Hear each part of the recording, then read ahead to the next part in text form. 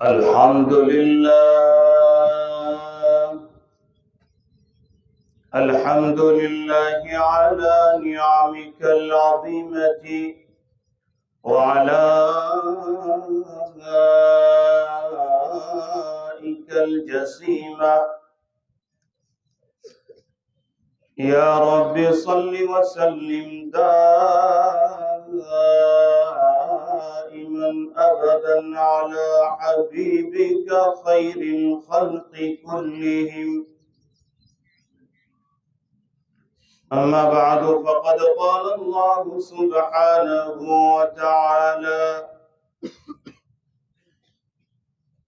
من عمل صالحا من ذكر أو أنثى وهو مؤمن فلنحيينه حياة طيبة. وقال محبوبنا صلى الله عليه وسلم: إن لكل قوم عيدا وهذا عيدنا. یا الہی تو ہمیں عامل قرآن کر دے،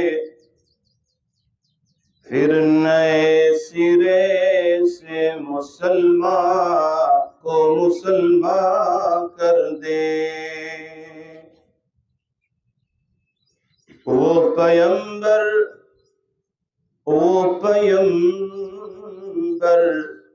جسے سرتاج رسل کہتے ہیں، اس کی امت کو ذرا تابع قرآن کر دے۔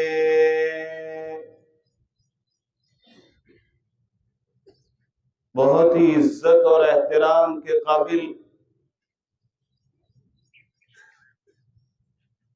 بہت ہی عظیم اور بہت ہی بابرکت اور خوشی کے اس عظیم الشان عیدگاہ کے میدان میں رمضان المبارک کی عظیم عبادت کے مکمل ہونے کے بعد اپنے مالک اور اپنے خالق اور اپنے پیدا کرنے والے اللہ کے سامنے 2 رکعت شکرانہ کے طور پر سجدہ کرنے کے لیے آنے والے میرے تمام ہی اسلامی بھائیوں، سب سے پہلے میں شکر ادا کرتا ہوں اس ذات پاک کا کہ جس نے ہمیں ایک عظیم اور ایک مغفرت اور ایک رحمت والے مہینے کو عطا فرمانے کے بعد اور روزہ و تراویح اور تمام قسم کی عبادتوں کے مکمل کرنے کے بعد شکرانے کے طور پر 2 رکعت ادا کرنے کے لیے اور اس رمضان کے نتیجے میں اور عیدگاہ میں بلا کر ہمیشہ کی مغفرت، ہمیشہ کی رحمت اور ہمیشہ کی جنت میں داخل کرنے کا وعدہ سنانے کے لیے آج ہم سب کو یہاں پر جمع فرمایا ہے۔ بس دعا فرمائیں کہ اللہ تعالیٰ قبول فرمائے۔ میرے عزیز بھائیوں، دنیا کے اندر ہزاروں دھرم اور ہزاروں مذہب کے لوگ جی رہے ہیں اور قیامت تک جئیں گے، لیکن مجھے اور آپ کو اللہ پاک نے جو دین، جو دھرم، جو مذہب، جو اسلام، جو نبی، جو قرآن عطا فرمایا ہے، وہ ایسا دین ہے کہ جس نے ہمیں پیدا ہونے سے لے کر مرتے دم تک کسی بھی جگہ پر ہمیں یتیم نہیں چھوڑا۔ ادھر بچہ پیدا ہوا تو حکم ہوا اذان دو، اور مرنے کا آخری ٹائم ہے، قبر میں ڈال دیا گیا ہے، تب بھی اسلام کہتا ہے اب اس کو قبلے کی طرف کروٹ دے دو۔ کوئی خوشی کا دن ہو، کوئی غم ہو، کپڑا کیسے پہنو گے، خوشی کیسے مناؤ گے، شادی کیسے کرو گے، تمام کی تمام قسم کی رہبری اللہ نے اسلام میں ہمیں عطا فرمائی۔ ذرا سوچو تو صحیح، دوسرے مذہبوں میں جو خوشیاں، جو تہوار، کس عنوان سے کہ انہوں نے اپنے کسی نبی، کسی ولی کی پیدائش، ان کا موت یا ان کی زندگی کا کوئی بڑا قصہ ہوا، اپنے لیڈر کی پیدائش اور اپنے لیڈر کے موت کو ہی عید کا دن بنا لیا۔ کیا شان ہے میرے اللہ کی! فرمایا دنیا کے اندر کسی کا آنا یا کسی کا مرنا، بڑے سے بڑے واقعات ہوئے۔ نبی کریم صلی اللہ علیہ وسلم مکہ سے ہجرت کر کے مدینہ جا رہے ہیں، کبھی بدر ہے، کبھی احد ہے، کبھی احزاب ہے، لیکن اسلام نے ان دنوں کو عید کا دن نہیں منایا، بلکہ مالک نے سال کے اندر 2 عیدیں ہمیں ایسی عطا فرمائی جس میں کوئی قصہ نہیں، کوئی واقعہ نہیں، کوئی نبی کا جو ہے مکہ سے مدینہ جانا نہیں، بلکہ اللہ نے فرمایا اگر تمہیں خوشی ہی منانی ہے، اگر تم تہوار ہی منانا چاہتے ہو، اور اگر تم اپنی فیملی کو مبارکبادی دینا چاہتے ہو، اگر تم اپنے خاندان کے ساتھ تھوڑی خوشی منانے کی تمہارے دلوں کے اندر تمنا ہے، تو میرے پیارے اللہ نے فرمایا کسی کا دنیا میں آنا یا کسی کا دنیا سے جانا یہ کوئی بڑی بات نہیں۔ اگر خوشی ہی منانی ہے تو تمہارے خدا نے کہا ہے کہ سال کے اندر 2 عبادتیں کرو پہلے، اور جیسے ہی وہ 2 عبادت مکمل ہو جائے، تمہارے مالک اور خالق کی فرما برداری سے تم فارغ ہو جاؤ، تو آؤ پھر عیدگاہ کے میدان میں۔ پھر اللہ فرماتے ہیں آسمان پر کہ تم نے دونوں عبادتیں کر کے تمہارے پروردگار کو خوش کر دیا۔ ذرا سوچو دونوں عیدیں اللہ نے کب دی ہے؟ ادھر رمضان پورا ہوا، ادھر ابھی روزہ ختم ہی ہوا، اور دوسری سیکنڈ میں اللہ نے عید کا چاند دکھا کر کہا او میرے بندو، او میری بندیو، تم نے مجھے دیکھا نہیں، تم نے میرے نبی کو دیکھا نہیں، تم نے میری جنت کو دیکھا نہیں، لیکن مجھے راضی کرنے کے لیے، جنت میں جانے کے لیے تم 1 مہینے تک بھوکے رہے، تم 1 مہینے تک پیاسے رہے، تم نے تکلیفیں اٹھائی، تو پھر پیارے اللہ فرماتے ہیں تو پھر آؤ، 1 ہفتے کا انتظار کرنے کی ضرورت نہیں ہے، 1 مہینے کا انتظار کرنے کی ضرورت نہیں ہے۔ ادھر چاند ہوا کہ آ جاؤ صبح میں اپنے گھروں کو چھوڑ کر، پھر اپنی مسجدوں کو 1 دن کے لیے بند کرو، اور سارے کے سارے مسلمان ایک میدان میں آ جاؤ، تمہارا پروردگار تمہیں عید کی خوشیاں دینے کے لیے تیار ہے۔ تمہارا پروردگار تمہارے گناہوں کو نیکیوں سے بدلنے کے لیے تیار ہے، اور تمہارا پروردگار آسمان پر فرشتوں کو گواہ بنانے کے لیے تیار ہے۔ کیا ہوا؟ تھوڑے دنوں کے بعد حج کے قافلے روانہ ہوں گے، مسلمانوں کی دوسری عید آئے گی، وہاں بھی پہلے یہ کہا نہ خوشی نہ کپڑے، کچھ نہیں، جیسے رمضان کی عبادت پوری کر کے عید منانے کی اجازت دی تھی، دوسری عید بھی ایک حج کی عظیم الشان عبادت کے مکمل ہونے کے بعد کہا کہ اب عید مناؤ۔ پہلے آؤ مینا اور عرفات کی وادیوں میں، اور تمہارے پروردگار کے سامنے اپنے گناہوں کی معافی مانگو، اور پیارے اللہ فرماتے ہیں عرفات کے میدان میں حاجی جس کے لیے بھی معافی مانگتا ہے اللہ فرماتے میری عزت کی قسم میں اسے معاف کر دوں گا۔ میرے بھائیو، آج کون سا دن ہے جو میں آپ کو بتاؤں، جب عیدگاہ کی طرف ہزاروں کا مجمع اپنے بچوں کو چھوڑ کر جب میدان میں عید کی نماز کے لیے آتے ہیں تو اللہ پاک اپنے فرشتوں سے کہتے ہو، فرشتوں تم نے دیکھا نہیں، دیکھو تو صحیح زمین پر یہ میرے بندے جماعت کی جماعت عیدگاہ جا رہے ہیں۔ اور فرشتوں تمہیں پتا نہیں، جب میں انسان کو پیدا کر رہا تھا تو تم تو یہ کہہ رہے تھے کہ یہ تو زمین میں جا کے بڑا گناہ کریں گے، زمین میں جا کے جھگڑا کریں گے، لیکن آج ذرا دیکھو تو صحیح، پورا مہینہ عبادت کرنے کے بعد جماعت کی جماعت آج آ رہی ہے۔ تو پھر اللہ پاک فرماتے ہو، فرشتوں تم بتاؤ، اگر میرے ان مزدوروں نے اپنا کام پورا کر دیا، اپنی ذمہ داری پوری کر دی، بھوکے رہے پیاسے رہے، تم بتاؤ مجھے ان کے ساتھ کیا کرنا چاہیے؟ تو فرشتے فرماتے ہیں پیارے اللہ ان کو ان کی مزدوری دے دو۔ تو پھر اللہ فرماتے فرشتوں اب تم گواہ رہنا، میں نے رمضان کے روزوں کے بدلے میں ان کا نام جنت کے دروازوں پر لکھ دیا ہے۔ اور یہاں بات پوری نہیں ہوتی، پھر پیارے اللہ فرماتے فرشتوں تم گواہ رہنا، خالی میں نے ان کو معاف نہیں کیا بلکہ ان کے گناہوں کو میں نے نیکیوں سے بدل دیا۔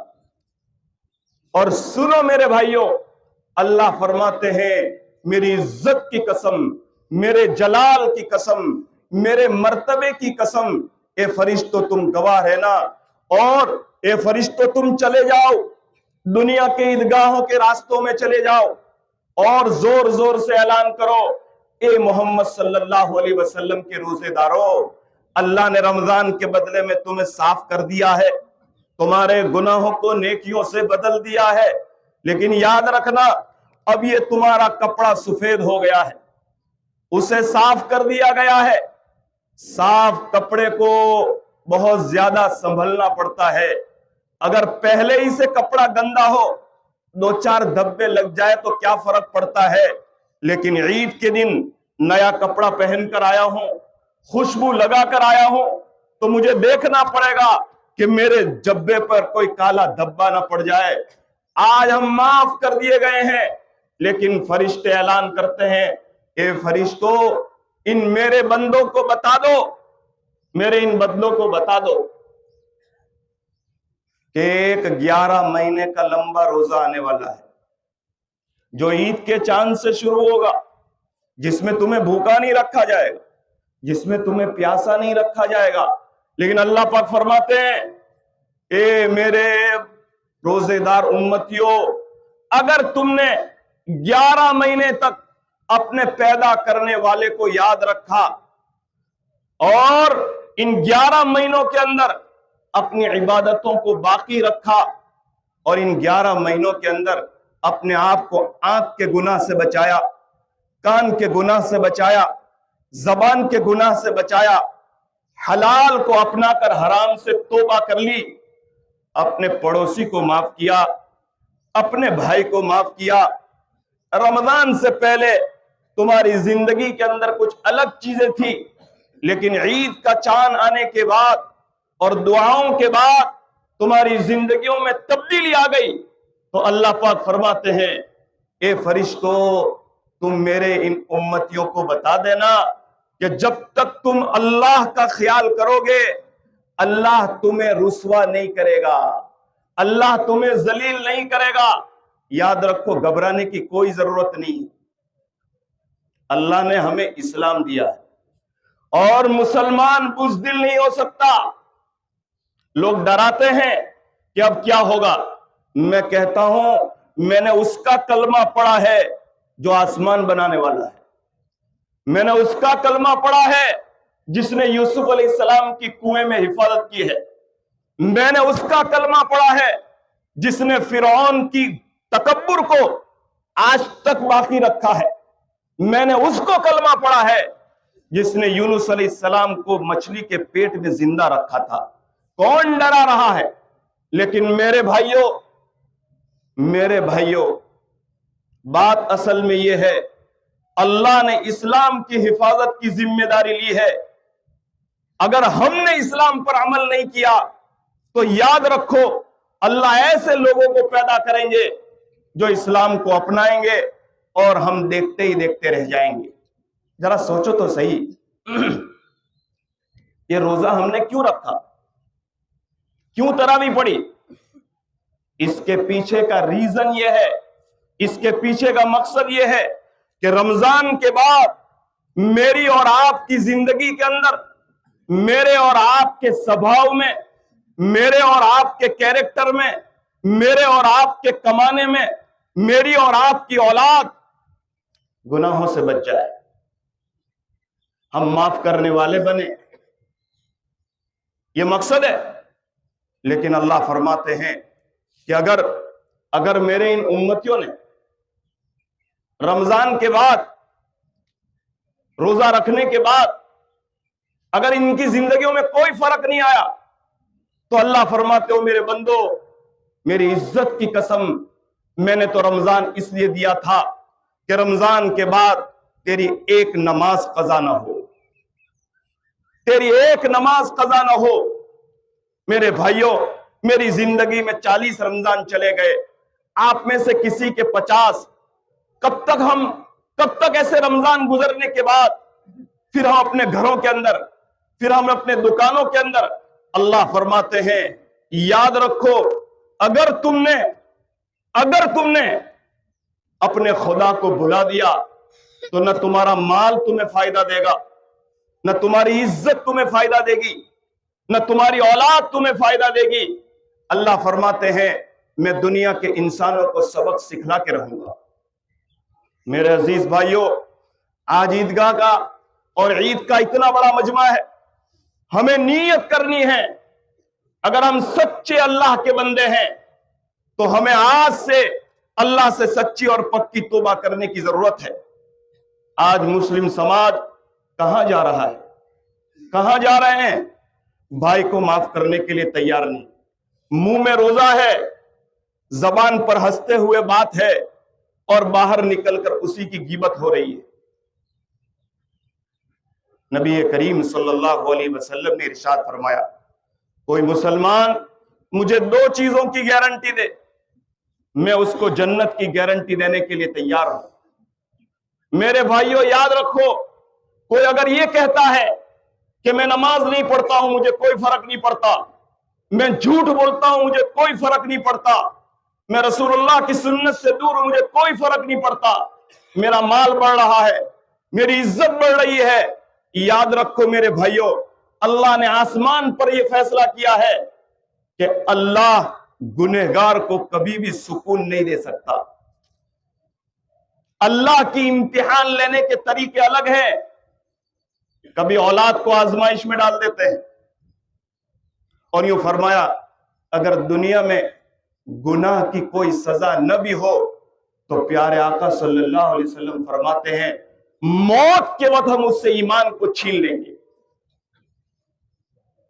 میں نے ایک روایت میں پڑھا حضرت موسیٰ علیہ السلام کے زمانے میں ایک بڑا گنہگار تھا، بہت زیادہ مال، بڑی اولادیں تھی اس کے پاس۔ لوگوں نے کہا کہ موسیٰ تم ہمیں مسجد میں بلاتے ہو، تم یہ کہتے ہو کہ حلال کھاؤ، آپس میں ایک دوسرے کی غیبت نہ کرو، فلاں آدمی تو تکبر کر رہا ہے، فلاں آدمی کو ہم نے کبھی مسجد میں دیکھا ہی نہیں ہے، اس کا تو مال بڑھ رہا ہے۔ سننا دھیان سے، تو حضرت موسیٰ علیہ السلام نے اللہ پاک سے پوچھا کوہ طور پر کہ اللہ فلاں آدمی گناہ بھی کر رہا ہے لیکن اس کو کوئی سزا معلوم نہیں ہوتی، اس کا مال بڑھ رہا ہے، یہ اصل میں ہم کو دھوکا ہے نا کہ میں گناہ بھی کرتا جا رہا ہوں لیکن میری باڈی میں تو کوئی فرق نہیں، میرے دوستوں میں تو کوئی فرق نہیں پڑ رہا ہے۔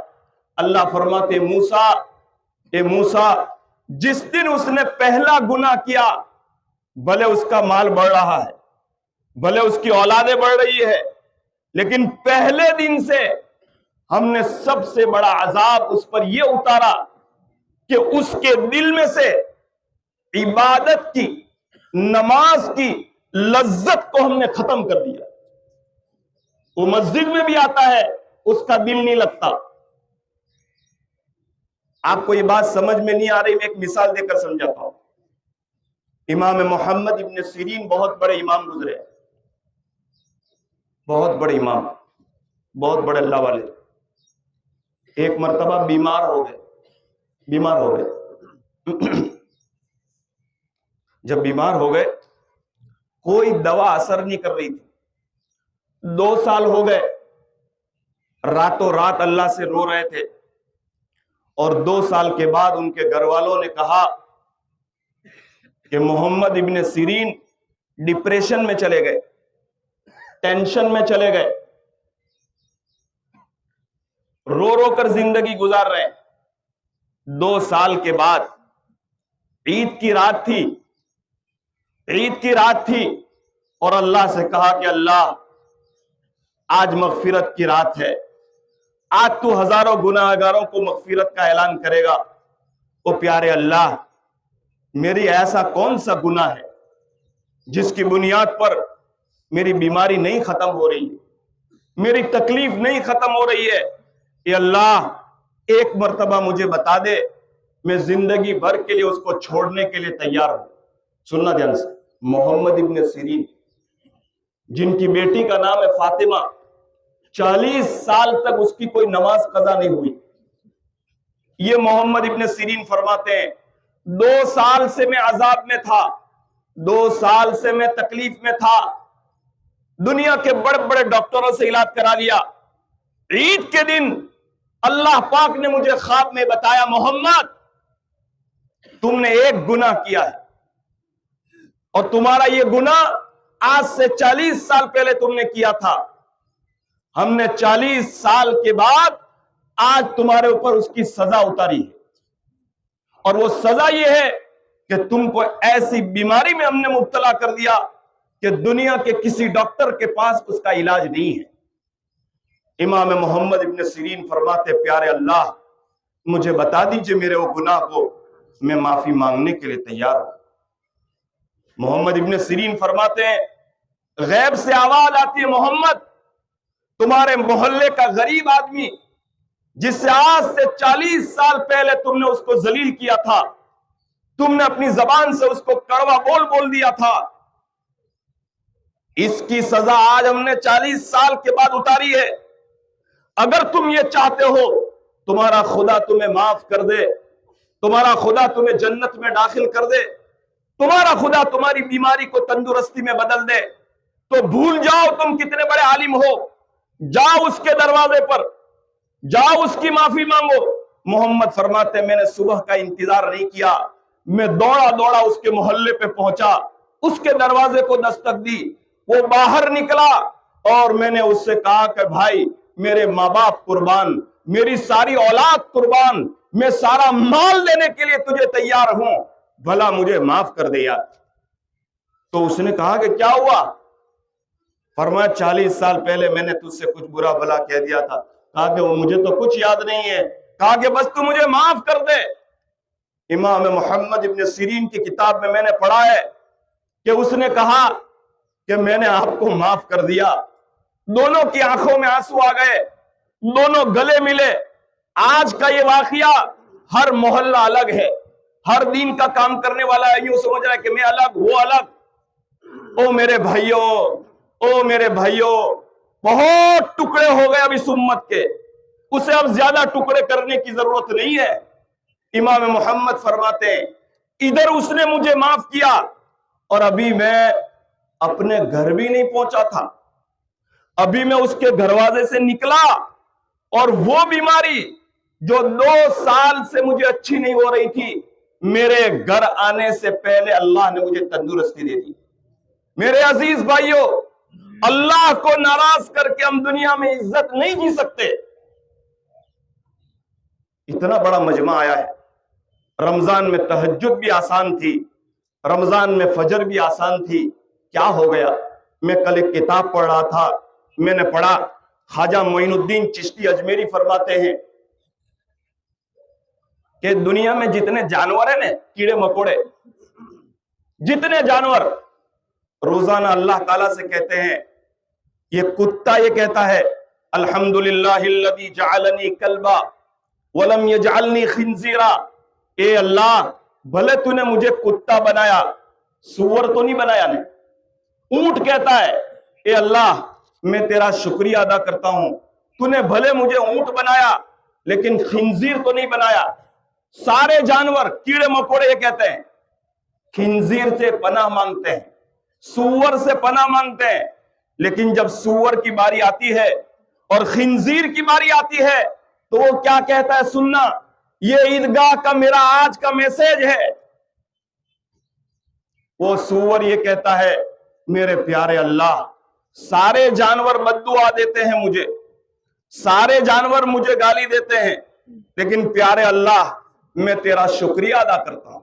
الحمدللہ الذی جعلنی خنزیرا ولم یجعلنی تارک الصلاۃ، اے میرے پیارے اللہ میں شکریہ ادا کرتا ہوں کہ بھلے تو نے مجھے خنزیر بنایا، بھلے تو نے مجھے سور بنایا، لیکن بے نمازی تو نہیں بنایا نہیں۔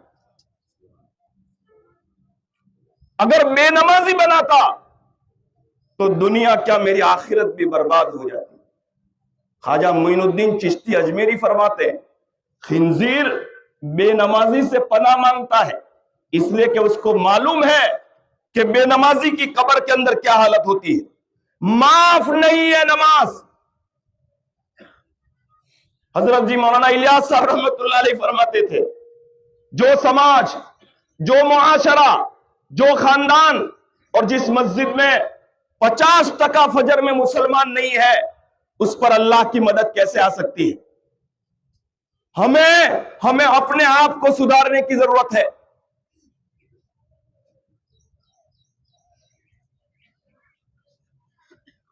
ایک بات بتاؤں، ہم کانسٹیٹیوشن کو ماننے والے لوگ ہیں، سنویدھان کو ماننے والے لوگ ہیں، بندھارن کو ماننے والے لوگ ہیں۔ میں کچھ نہیں کہوں گا، یو سی سی کا ہم ویرود کرتے ہیں۔ یو سی سی کا ویرود اس لیے کرتے ہیں کہ یہ اینٹی کانسٹیٹیوشن ہے، یہ سنویدھان کے خلاف ہے۔ لیکن ذرا مجھے بتاؤ، آج تک یہ قانون نہیں تھا، کیا ہم نے اسلام کے مطابق وارثائی کی؟ کیا ہم نے اسلام کے مطابق شادی کی؟ میرے بھائیوں، حضرت جی مولانا الیاس صاحب نے، حضرت مولانا علی میاں ندوی نے ان کا قول نقل کیا ہے، مسلمانوں اسلام کی قدر کر لو، اسلام کے مطابق وارثائی کرو، اسلام کے مطابق اپنے پرابلم کو سولو کرو، ورنہ ایک موقع ایسا آئے گا کہ تم اذان سننا چاہو گے، پھر بھی تمہارے کان اذان سننے سے محروم ہو جائیں گے۔ میرے بھائیوں، اب 10 منٹ باقی ہے، میں بہت کام کی بات ذکر کر رہا ہوں۔ اس وقت ہمارا سماج، اس وقت ہمارا معاشرہ جتنے فتنوں سے مبتلا ہے، اس میں سب سے بڑا جو فتنہ ہے وہ موبائل کا فتنہ ہے۔ میرے بھائیوں، یہ موبائل ہماری اولادوں کا ایمان چھین رہا ہے۔ موبائل میں سنے جانے والے سارے بیانات صحیح نہیں ہو سکتے۔ میرے بھائیوں، یہ وہ فتنہ ہے جس نے ہماری نماز خراب کر دی، جس نے ہماری رمضان کو خراب کر دیا، جس نے گھر گھر کے اندر جھگڑے پیدا کر دیے۔ آؤ میرے بھائیوں، اس بڑے مجمع میں ہم اعلان کریں گے کہ ہم اپنی اولاد کو اسلام کے ماحول کے اندر تربیت دیں گے۔ ایک بات بتاؤں، ساری بات سمجھ میں آ جائے گی۔ آپ لوگوں نے حضرت یعقوب علیہ السلام کا نام سنا ہے؟ کون ہے یعقوب علیہ السلام؟ اللہ کے نبی ہے نا، نبی۔ میں کہتا ہوں کہ دنیا کا سب سے بزرگ خاندان، کہ جس کے خاندان میں اللہ نے نبیوں کو اتارا، کون؟ یعقوب علیہ السلام، جن کے ابا حضرت اسحاق اللہ کے نبی تھے نبی۔ اور کون اسحاق؟ کہ جس کے خاندان میں اللہ نے نبیوں کو پیدا کیا، یعقوب علیہ السلام جن کے ابا حضرت اسحاق اللہ کے نبی تھے، اور حضرت اسماعیل ان کے چچا اللہ کے نبی تھے، اور اسحاق اور اسماعیل کے ابا یعنی حضرت یعقوب کے دادا یہ حضرت ابراہیم علیہ السلام اللہ کے نبی تھے۔ سننا دھیان سے، یعقوب علیہ السلام کا بیٹا اللہ کا نبی، یعقوب علیہ السلام خود نبی، یعقوب علیہ السلام کے ابا نبی، یعقوب علیہ السلام کے چچا نبی، اور یعقوب علیہ السلام کے دادا بھی نبی۔ اور ایک بائبل کی روایت میں ہے کہ یعقوب علیہ السلام کی ایک اولاد تھی جس کا نام تھا یہودا، یہ بھی اللہ کے نبی تھے۔ ہم کو یہ فخر ہے نا کہ میرے دادا تو بہت بڑے جماعتی تھے، میرے دادا کا تعلق فلاں مفتی صاحب کے ساتھ تھا۔ میرے بھائیوں، بھارت کے اور ہندوستان کے حالات کروٹ لے رہے ہیں، تکبر میں آنے کی ضرورت نہیں ہے، بڑی بڑی بات بولنا چھوڑ دو۔ سنو، یہ یعقوب علیہ السلام دنیا کا سب سے پاک خاندان ہے، نبی ہے، نبی، بیٹا نبی، باپ نبی، چچا نبی، دادا نبی اور خود نبی۔ لیکن ان کی موت کا ٹائم آ رہا ہے، یہ دنیا سے انتقال کر رہے ہیں، تو انہوں نے رات کے وقت میں اپنی اولاد کو بلایا کہ میری ساری اولاد کو بلاؤ، میرے بچوں کو، نواسوں کو، سب کو بلاؤ۔ رات کے ٹائم میں ان کے گھر میں ساری، یاد رکھنا ہے میرا عیدگاہ کا ایک ہی میسج ہے آج۔ تو کہا، جب ساری اولاد آ گئی تو یعقوب علیہ السلام سے کہا کہ ابا بولو کیا تکلیف ہے۔ وہ سکرات کی حالت میں تھے، وہ مرنے کے قریب تھے، پوری رات ان پر بے ہوشی رہی، ساری اولاد ان کے پاس بیٹھ کر دعا مانگ رہی ہے۔ نبی ہے، بیٹا نبی، باپ نبی، چچا نبی اور دادا نبی۔ کون نبی؟ جس کے خاندان میں محمد الرسول اللہ کو پیدا کیا۔ یہ مرتے وقت فجر کے وقت جب ان کی آنکھ کھلتی ہے تو انہوں نے اپنی اولاد کو بلا کر یہ کہا کہ وہ میری اولاد، میں نے تو تم کو اس لیے بلایا تھا کہ میں دنیا سے جا رہا ہوں، میرے مرنے کا ٹائم آ گیا، میرا جنازہ اٹھنے کا ٹائم آ گیا، لیکن میں نے اس لیے بلایا ہے، مجھے ایک وعدہ کرو، مجھے یہ فکر نہیں ہے کہ میرے بعد تم کون سے مکان میں رہو گے، میرے بعد تمہارے کھانے کا کیا ہوگا، یہ تو میرے اللہ کا فیصلہ ہے، لیکن مجھے یہ بتاؤ کہ میرے مرنے کے بعد تم کس کی عبادت کرو گے، تم میرے مرنے کے بعد کس کو خدا مانو گے۔ تو ان کی اولادوں نے کہا کہ ابا تم کو کوئی کیا فکر ہے، تم بالکل گھبراؤ نہیں، ہم تو اس خدا کو مانیں گے جو تمہارا بھی خدا ہے، جو اسماعیل کا بھی خدا ہے، جو ابراہیم کا بھی خدا ہے، ہم اللہ کو نہیں چھوڑیں گے۔ یعقوب علیہ السلام نے سکرات کی حالت میں جب یہ سنا کہ میری اولاد اسلام کے ساتھ کوئی کمپرومائز نہیں کرے گی، اسلام کے مطابق جیے گی، ایمان کے ساتھ جیے گی، تو پھر اپنے اللہ کے سامنے ہاتھ اٹھا کر کہا، اللہ اب مجھے تو اپنے پاس بلا لے، اب مجھے کوئی فکر نہیں ہے۔ یہ کون فکر کر رہا ہے؟ ارے بولو، نبی، جس کا بیٹا نبی، جس کے ابا نبی۔ ہم کو یہ ہے نا کہ اب تو اپنے کو خاندانی مسلمان ہے، میرے خاندان میں اتنے حافظ ہے، میرے محلے میں ایسا ماحول ہے۔ وہ میرے بھائیوں، میں نے تفسیروں میں پڑھا کہ یعقوب علیہ السلام کو فکر اس لیے ہوئی تھی کہ یعقوب علیہ السلام نے اپنی اولاد سے کہا کہ وہ میری اولاد، بھلے میں نبی ہوں، بھلے میری اولاد نبی ہے، بھلے میرے ابا نبی ہے اور بھلے میرے چچا نبی ہے، لیکن میں جس کنٹری میں رہتا ہوں اس کنٹری کا نام ہے مصر، اور اس زمانے میں مصر مسلمان لگومتی میں تھے، مسلمان تھوڑے تھے۔ یعقوب علیہ السلام کو فکر ہو گئی، اللہ یہاں مورتی پوجا کرنے والے بہت سارے ہیں، یہاں شرک کرنے والے بہت زیادہ ہیں، او میرے پیارے اللہ، اگر میں دنیا سے چلا گیا اور میری اولادوں نے مسجد چھوڑ دی، میری اولادوں نے حلال اور حرام چھوڑ دیا، تو پیارے اللہ یہ تو اپنے دوستوں کے ساتھ یہاں کے جو بہومتی لوگ ہیں یعنی غیر مسلم ان کا کلچر اپنا لیں گے، وہ ان کے تہوار کی طرح چلیں گے، پھر انہیں دو ہاتھ جوڑنے میں بھی شرم نہیں آئیں گی، پھر یہ تو مورتیوں کے سامنے سر جھکانا شروع کر دیں گے، اور پھر وہ ہر قانون میں یہ کہیں گے کہ ہاں ایسا ہی ہونا چاہیے۔ میری بات سمجھیے آپ، اور میں یہاں بیٹھا ہوں تو یہ میری بہت بڑی ذمہ داری ہے کہ حق بات بولنی پڑے گی۔ یاد رکھو میرے مسلمان بھائیوں، ہم اس ملک کے وفادار ناگرک ہیں، لیکن ہم قرآن کے ساتھ کوئی کمپرومائز کرنا نہیں چاہتے۔ ہم اس ملک میں اسلام کے ساتھ رہنا چاہتے ہیں، ہم اس ملک میں ٹوپی کے ساتھ رہنا چاہتے ہیں، ہم اس ملک میں داڑھی کے ساتھ رہنا چاہتے ہیں۔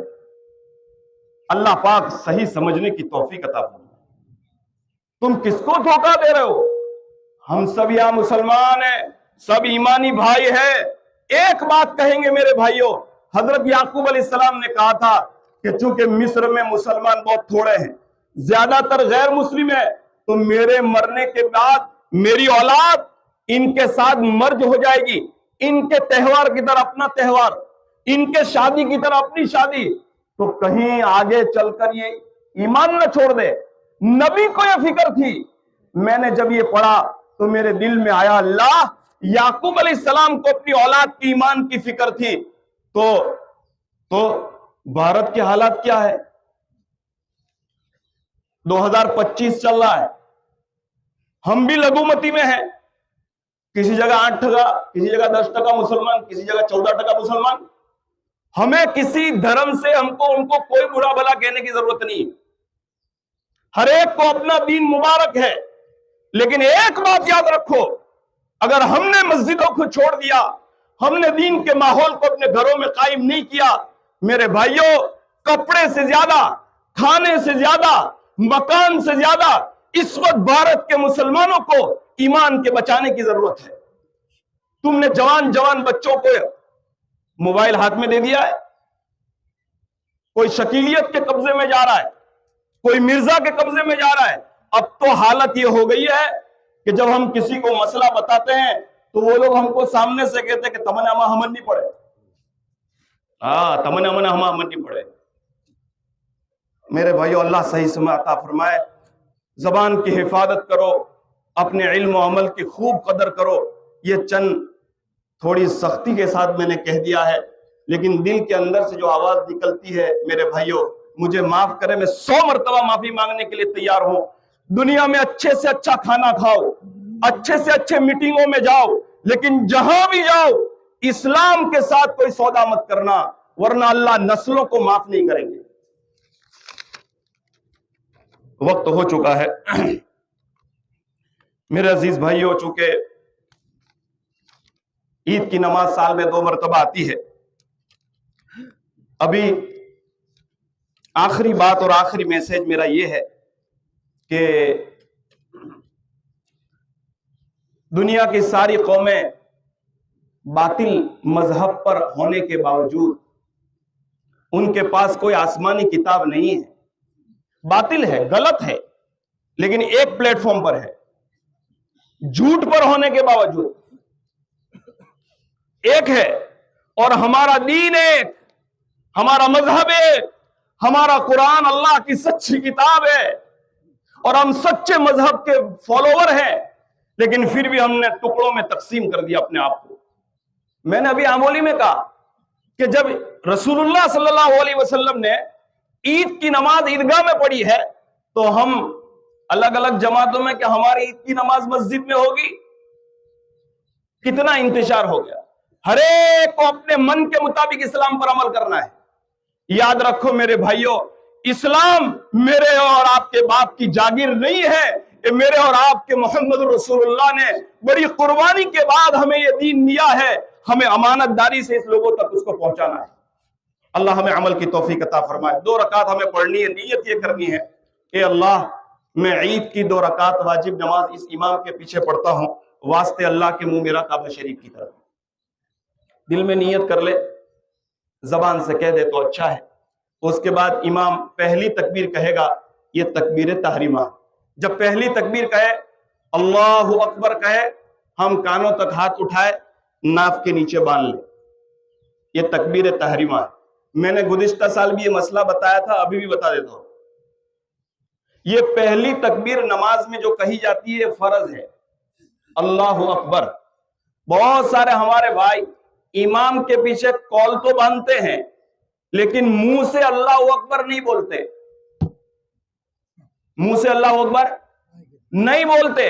تو یاد رکھو، جتنی نماز تم نے امام کے پیچھے پڑھی یا اکیلے میں پڑھی، سنت پڑھی کہ فرض پڑھی، اگر زبان سے اللہ اکبر نہیں بولے ہیں تو آپ کی نماز نہیں ہوئی.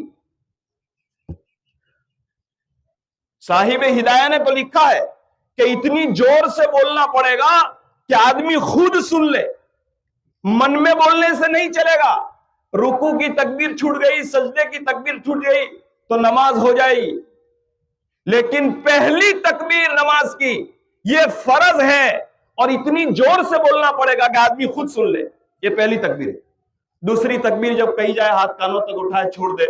دوسری تکبیر کہی جائے ہاتھ کانوں تک اٹھائے چھوڑ دے. تیسری تکبیر کہی جائے ہاتھ کانوں تک اٹھائے ناف کے نیچے باندھ لے. یہ چوتھی تکبیر ہوگی کل. اس کے بعد سورہ فاتحہ قرات، پہلی رکعت مکمل ہوگی. دوسری رکعت میں پہلے سورہ فاتحہ پھر قرات، اور دوسری رکعت میں رکوع میں جانے سے پہلے 3 تکبیر کہہ دی ہے. اللہ اکبر کہے امام، ہاتھ کانوں تک اٹھائے چھوڑ دے. دوسری تکبیر میں ہاتھ کانوں تک اٹھائے چھوڑ دے. تیسری تکبیر میں ہاتھ کانوں تک اٹھائے چھوڑ دے. اور چوتھی تکبیر میں ہاتھ اٹھائے بغیر رکوع میں چلے جائے. میرے بھائیوں، خطبہ سننا واجب ہے. دعاؤں میں اپنے لیے، اپنے مرحومین کے لیے. اور میں کیسے بھول سکتا ہوں، میں کیسے بھول سکتا ہوں، اتنا بڑا مجمع ہے. آج ہم سب مل کر اپنے فلسطینی مسلمان بھائیوں کے لیے ضرور دعا کریں کہ ہم نے تو اچھا کھانا کھا لیا ہے اور میں نے تو اچھا کپڑا پہن لیا ہے اور وہ بچے پانی اور روٹی کی وجہ سے تڑپ رہے ہیں. میرے بھائیوں، ہم اتنا تو کر سکتے ہیں کہ آج عیدگاہ کے میدان میں اپنے ان فلسطینی بھائیوں کے لیے دعا کریں. اب سفید بیان انشاءاللہ.